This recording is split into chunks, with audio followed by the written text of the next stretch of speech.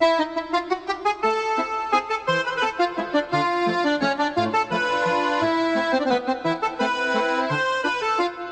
Impressionistas, versão brasileira Audio News.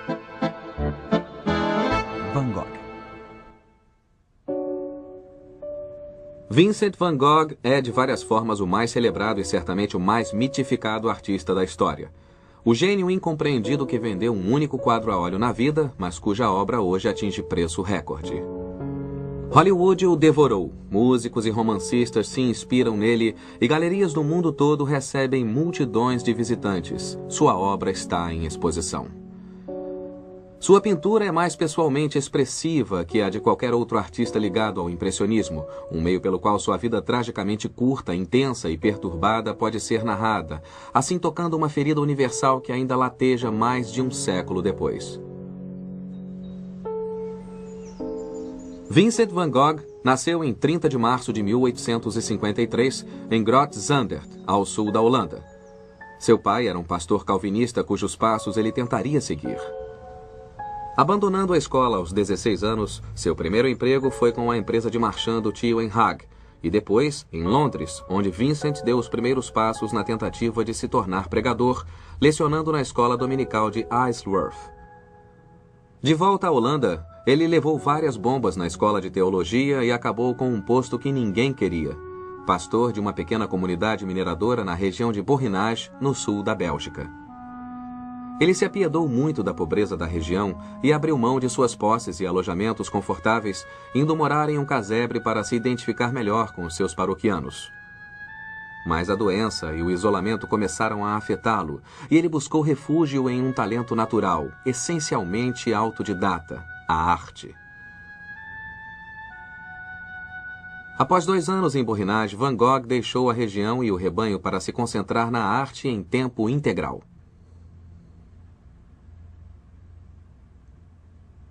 Aos 30 anos, com o auxílio financeiro de seu irmão Theo, Vincent tomou aulas de arte, mas seu trabalho decolou realmente quando, em 1883, ele foi morar com Classina Hurnik, uma prostituta de 32 anos de Hague, que Vincent chamava de Christine. Ela era sifilítica, alcoólatra, já tinha um filho e estava no fim da gravidez de outro. Efetivamente, esta se tornou a nova família de Van Gogh.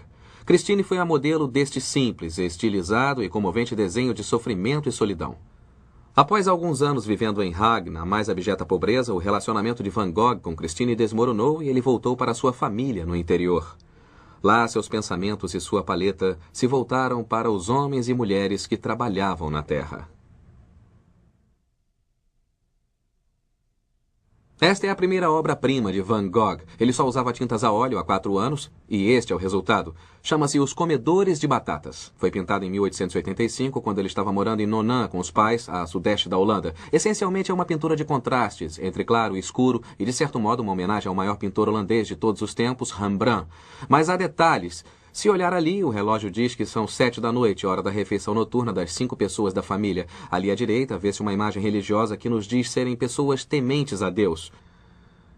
Mas, em essência, não são os detalhes ao fundo que interessam. É o contraste entre a escuridão do fundo e a luz aqui, no primeiro plano, caindo sobre a mesa como uma espécie de cenário de teatro, mas com a refeição no centro. Esse prato simples, as batatas, o café forte, quase da cor da terra. Todo o quadro é da cor da terra. Isso se afina com os 2 elementos-chave do quadro: as mãos e os rostos. As mãos são as nobres mãos dos trabalhadores, Van Gogh diz. Essas mãos ossudas, mas fortes, que trabalhavam a terra de dia e à noite, se ligavam ao que andavam produzindo, as batatas aqui, bem no centro. E então os rostos, agrestes ao ponto da caricatura. Vejam o cansaço no rosto da mãe. Vejam a idade que se pode perceber no rosto da mocinha, mesmo que ela tenha olhos brilhantes. Mas o que Van Gogh faz, em última análise, é não paternalizar. Ele não glamoriza ou romanceia como os pintores acadêmicos fizeram com famílias das classes trabalhadoras ou campesinas. O que ele diz é: não coloquem a roupa domingueira ou não vou pintá-los em uma pose artificial. Vou pintá-los como são. E é quase como se tivéssemos espiado pela janela e pescado um aspecto da vida doméstica contemporânea. A próxima grande obra de Vincent foi uma natureza morta que ele afirma ter pintado em um dia. Trata-se de um quadro carregado de simbolismos religiosos e biográficos para Van Gogh. Ele mostra uma Bíblia aberta, a Bíblia de seu pai, o pregador, que não era grande, mas certamente era melhor que Vincent. É uma pintura que comemora a vida e a morte do pai dele. O pai dele ter acabado de falecer foi o detonador e a vela à direita extinta é um símbolo. Mas também é um tipo de quadro que também trata de um tipo diferente de choque cultural. No primeiro plano está La Joie de Vivre, de Émile Zola. É um livro contemporâneo que trata, entre outras coisas, de aborto e suicídio. E é um livro que Vincent e seu pai discutiram muitas vezes. Mas havia um debate maior sobre cristianismo, um modo antigo e um novo de encarar o mundo. E tudo está incorporado no quadro. O choque, se preferir, está entre esses dois grandes livros. Mas também o fato de que esse livro está em francês e é de um grande escritor francês é um sintoma dos pensamentos e da mente de Vincent estarem em outro lugar. Era para a França que ele olhava e para Paris ele foi. Van Gogh chegou em Paris em 1886, ficando com seu irmão Theo, que fazia carreira como marchand de quadros de vanguarda, impressionistas em particular, cuja obra apaixonou Van Gogh de imediato, começando a influenciar seu próprio enfoque de arte. Este é o Boulevard de Clichy, pintado por Van Gogh no início de 1887, um dos períodos mais felizes de sua vida. Não só sua técnica e principalmente seu uso da cor mudaram e se desenvolveram, mas Paris também começara a exercer influência no tema de sua obra. As fumaças morais e sociais começaram a desaparecer. Mesmo já com 33 anos, Van Gogh começou a estudar a cor com a paixão de um jovem estudante. Em vez de tentar retratar exatamente o que está diante de meus olhos, escreveu ele, estou usando a cor mais arbitrariamente para me exprimir com eficiência. Seu irmão o apresentou a muitas figuras de proa da cena artística parisiense, Monet, Pissarro e uma nova geração que incluía Toulouse-Lautrec e Seurat. Ele também desenvolveu uma amizade especial com Paul Gauguin.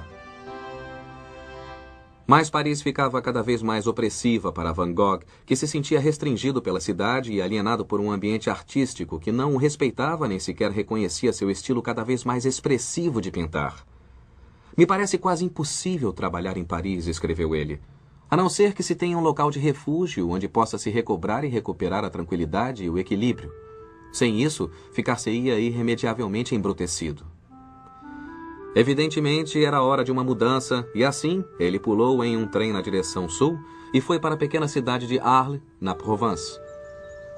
Nos 2 anos seguintes, Van Gogh pintou quase todas as suas mais celebradas obras em uma explosão de criatividade virtualmente sem paralelo na história da arte. Em O Pomar Rosa, pintado logo depois que ele chegou na Provence, quando o inverno dava lugar à primavera no início de 1888, sua paixão infantil pelo universo natural intensificou-se. Mantenha seu amor pela natureza, escreveu ele para o irmão, pois este é o modo verdadeiro de aprender a compreender a arte. A cada dia Van Gogh caminhava pelos campos em redor, procurando temas para pintar. Ele quase não falava com ninguém, exceto com um carteiro, que se tornou um de seus poucos amigos na cidade. E ele passava horas em seu quartinho de hotel escrevendo longas cartas para Theo e outros artistas, amigos, especialmente Gauguin, cuja visita ele desejava desesperadamente. Metafórica e literalmente, entretanto, as coisas ficaram muito claras quando ele encontrou um lugar inspirador para viver. E quando a primavera deu lugar ao verão, Van Gogh estava absolutamente encantado com Arles e a região provençal, uma área que atraía artistas há séculos, principalmente devido à sua luz brilhante, quase sempre ofuscante, que iluminava a cidade, os prédios e as pessoas, criaturas, como observou o holandês, que pareciam ter vindo de outro mundo. E foi aqui, neste local, em maio de 1888, que Van Gogh pintou um de seus quadros mais festejados.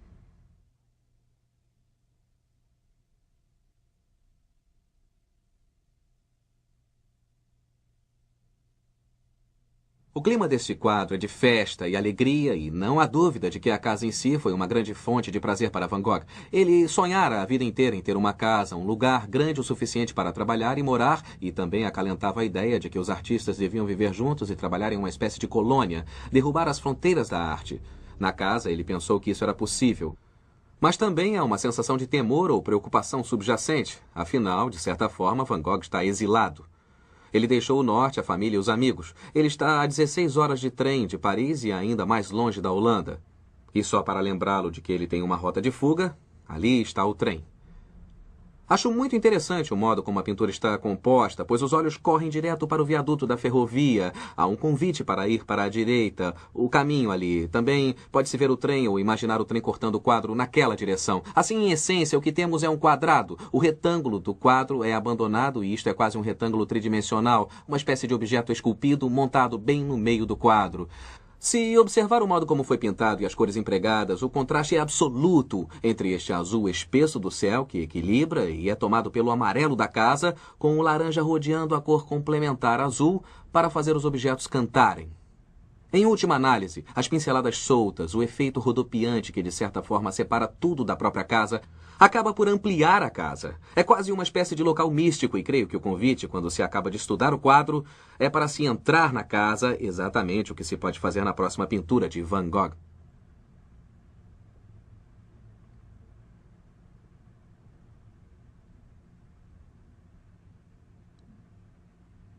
O interior do quadro de Van Gogh parece bastante com os comedores de batatas.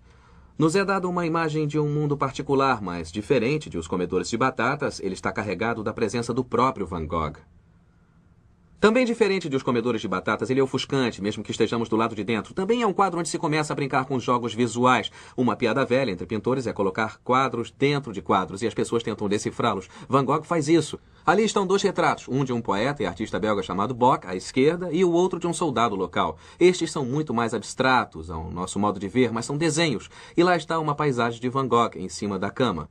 Vejam o espelho. Van Gogh está aqui onde eu estou e estamos olhando para o espaço. O espelho retorna nosso olhar igualmente, mas não vemos nada nele. Ele fica do outro lado do espaço, do complicado espaço do quadro.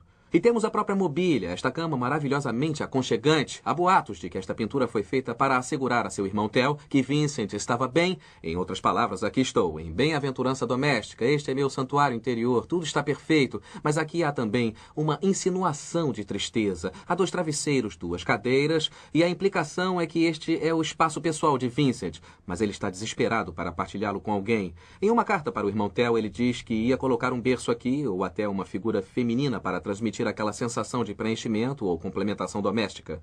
No final, entretanto, somos deixados com o próprio Vincent, creio eu, retratado aqui. Este é um dos melhores autorretratos que ele fez, mas Vincent não é visto em parte alguma. No fim do verão, Van Gogh ficou felicíssimo ao saber que Paul Gauguin finalmente concordara em visitá-lo. E assim, Vincent se pôs a pintar um vívido presente de boas-vindas para o amigo.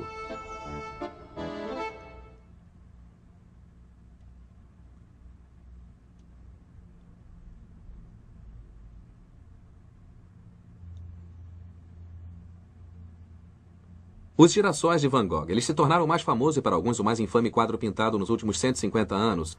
Ele fez 10 versões e uma delas, 101 anos depois de pintada, em 1989, foi arrematada em um leilão por 25 milhões de libras. Tornou-se um emblema de Van Gogh e, de certa maneira, esses quadros se tornaram muito maiores do que na realidade se mostram quando somos por eles confrontados. Mas eu gosto muito deles e por muitas razões, entre elas a loucura total com que Van Gogh produziu a imagem. Este não é um arranjo floral, é um desarranjo floral. A coisa toda é uma mistura doida, como se ele tivesse agarrado o buquê inteiro dessas flores e enfiado no vaso. Algumas escorrem vaso abaixo, algumas se postam com um orgulho, quase comicamente eretas. E o modo como as pinceladas foram aplicadas. Às vezes são soltas, às vezes são expressivas, às vezes ele apunhala as flores para obter essa qualidade densa, táctil, onde estão as sementes. Vejam a cor, não há azul nos girassóis. Aqui ele está cuidadosamente equilibrado com laranja, é um instrumento de cor. Vejam o vermelho aqui, é quase sangue ou encarnado. O verde aqui se equilibra com o vermelho ali e também enquadra as pétalas que parecem prestes a cair. O quadro todo é uma saudação de Van Gogh a seu amigo Gauguin, quando Gauguin estava chegando para visitá-lo. Em vez de ir ao campo colher girassóis ou quaisquer outras flores para enfeitar-lhe o quarto, ele resolveu fazer o que fazia melhor, ou seja, pintar 3 versões de girassóis e pregá-las nas paredes. E ele contou em uma carta a Theo que Gauguin dissera ter visto a versão de Monet de um girassol em Paris e achava a de Vincent muito melhor. Isso significou muito para Van Gogh. Finalmente, eu adoro a assinatura aqui. É revelador Van Gogh não ter assinado no canto do quadro, mas se identificado diretamente com o tema. E ali está Vincent em azul, pois é preciso equilibrar, mas é Vincent. E como ele explicou em uma carta a Theo, eu assino meu nome Vincent, porque as pessoas não conseguem pronunciar Van Gogh. A visita de Gauguin foi um período altamente criativo para Van Gogh, que trabalhou quase freneticamente. Uma impressão de competição ou rivalidade se desenvolveu entre os dois, com Gauguin tentando convencer Vincent a usar sua imaginação em vez de usar apenas os olhos quando pintava. Mas com Van Gogh retaliando, criando pinturas ainda mais expressivas e visualmente impactantes. Mas a intensidade com que Vincent estava trabalhando e a notícia de que Gauguin planejava ir embora detonaram uma crise.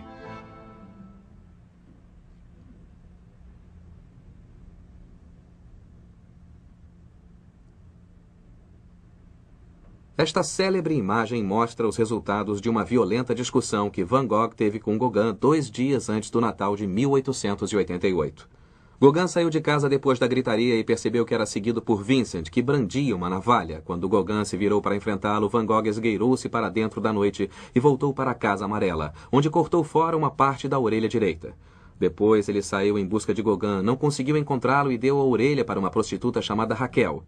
Finalmente ele desmaiou em casa, quase morrendo pela perda de sangue antes que a polícia o encontrasse na manhã seguinte e chamasse um médico.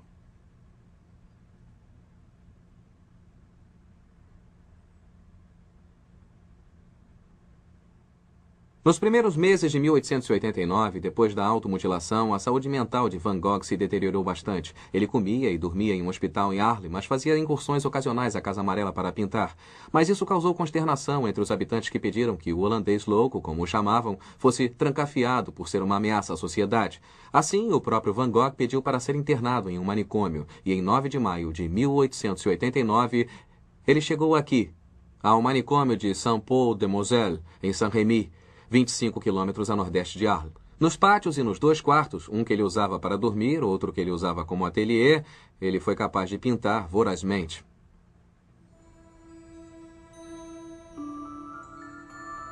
O estado de espírito de Van Gogh foi tema de todo tipo de especulação médica, com diagnósticos indo de um tumor cerebral à deficiência de magnésio e sífilis, mas é consenso que ele sofria de uma forma aguda de epilepsia, que foi parcialmente diagnosticada em Saint-Rémy.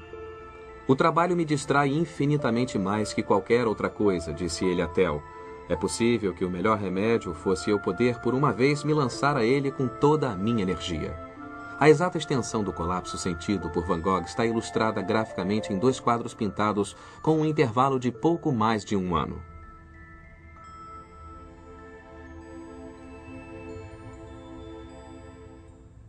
O Semeador, pintado na primavera de 1888, antes do incidente da orelha. E Campo de Trigo com Ceifador, criado pouco depois. O primeiro retrata o plantio de nova vida em um campo dos arredores de Arles, com um imenso sol visível logo atrás. O segundo, o Campo de Trigo com o Ceifador, retrata o que à primeira vista parece uma brilhante imagem da colheita, mas que se revela uma sinistra imagem de agouro e mesmo de morte.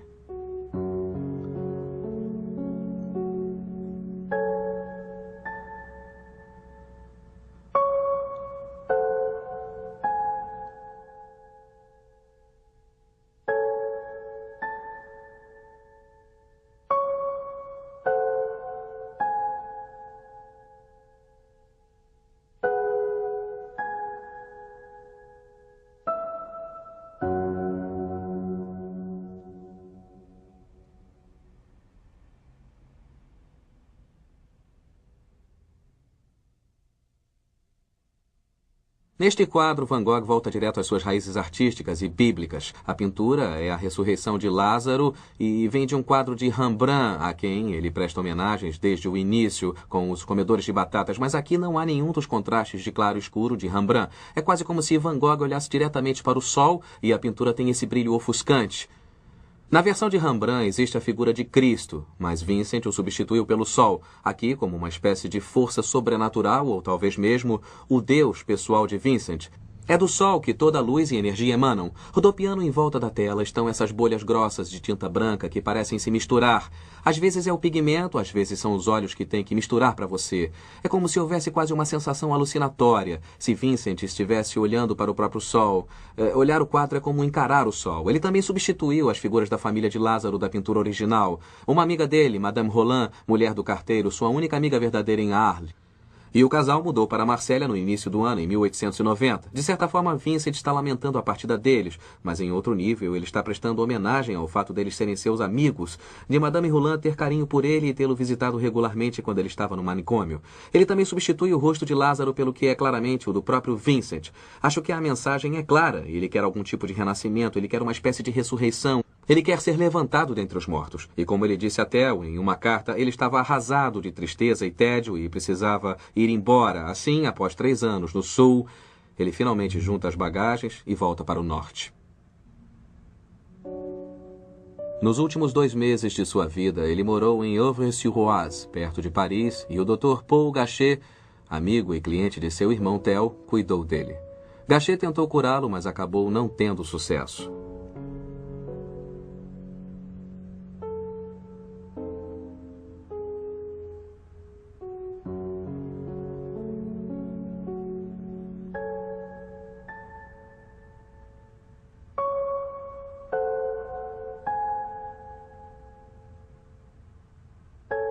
Vincent continuou pintando a paisagem, mas com a luz cinza do norte da França agora dominante em sua obra, que ficou cada vez mais angustiada. A perturbação de seu estado mental foi exacerbada por uma sensação de isolamento e falta de raízes que o levou a pintar alguns dos quadros mais sombrios jamais criados.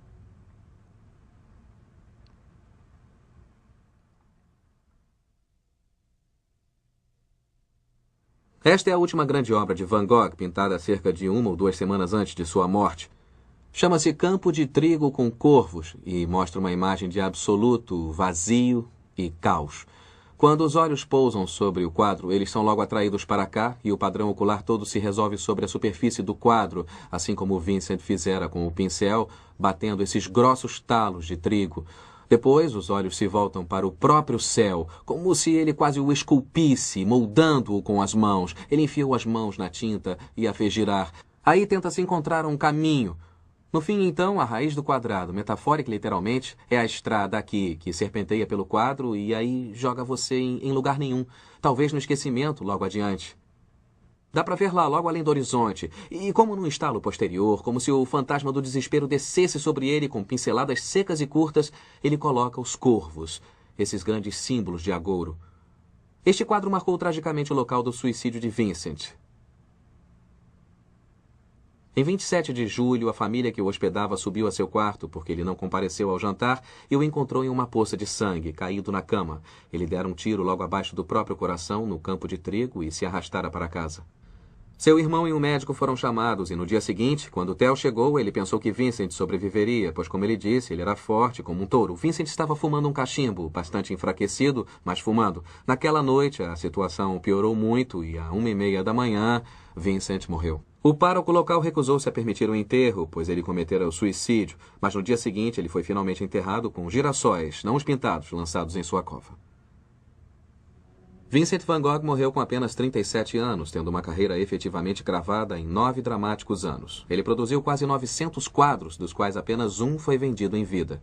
Mas 10 anos após sua morte, sua arte e sua vida já estavam a caminho de se tornarem lendárias.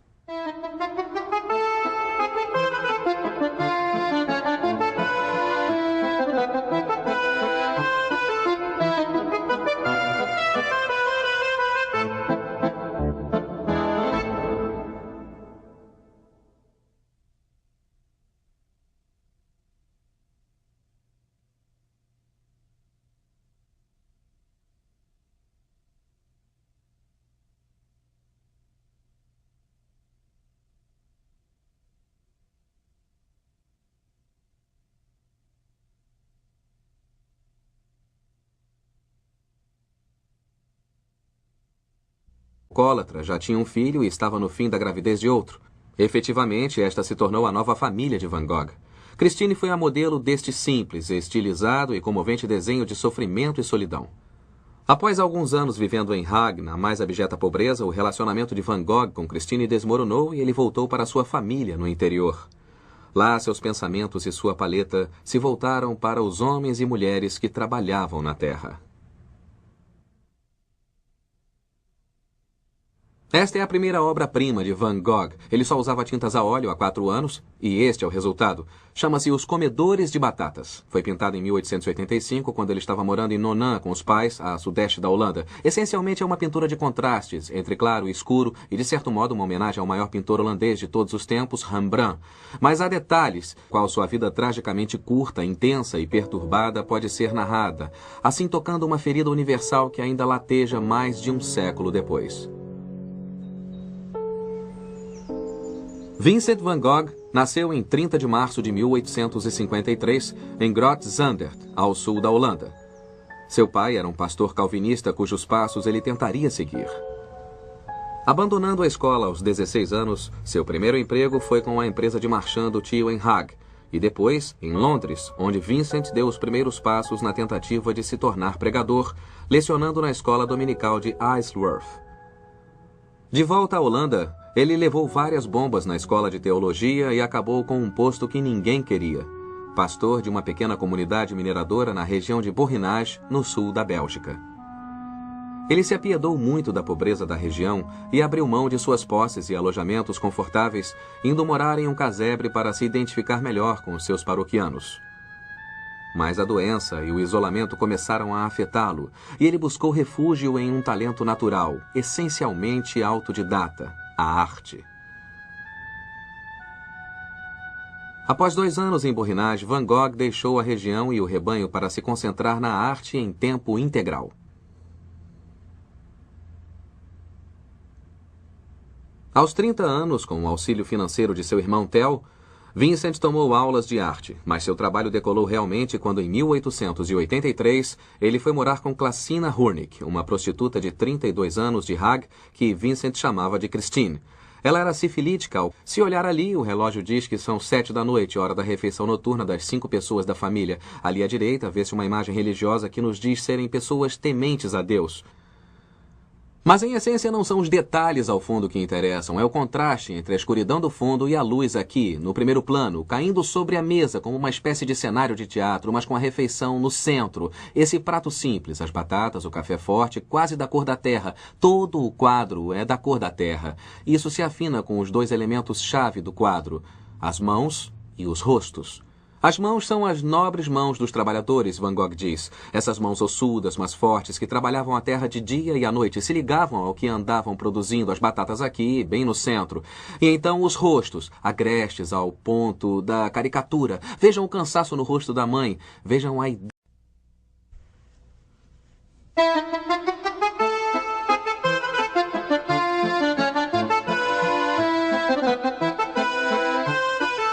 Os Impressionistas, versão brasileira Audio News. Van Gogh.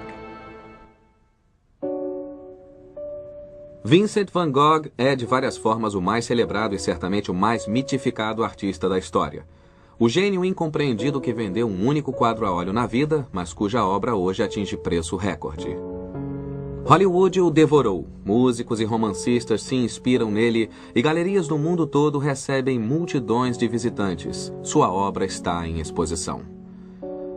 Sua pintura é mais pessoalmente expressiva que a de qualquer outro artista ligado ao impressionismo, um meio pelo